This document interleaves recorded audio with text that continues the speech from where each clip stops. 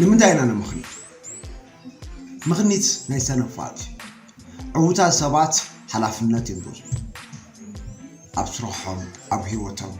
ኣብ ኩሉ ናይ ውልቆም ነገር ባዕሎም ሓላፍነት ይወስዱ ካልኦት ሰባት ግን ዘይተሰርሐ ዘይተገበረ እከለ ዘይገበረ ለይገሎም ከጉሩምሩሙን ከመኹን ይብለር ኣይተምኸን ስራሕ ሓላፍነት ውሰድ ንስኻ ጅግና ኢኻ ጅግና ፍሉይ ገይሩ ይፈጥረካ ጽቡቕ ሕሰብ ኣተሓሳስባ ቀይር ማይንድሴትካ ኣስተኻኽል ሽዑ ሎም ትረክብ تغير هذا ما أنت ينكس so easy سب كم ذا حسابه خو بيك حساب نحسابه بسيج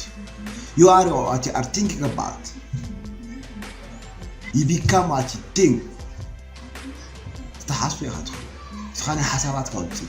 سلازي صبوق حساب نعود حساب صبوق تهلم حلمها رأيها أعبي حلمتاتك يبرروا من فرحب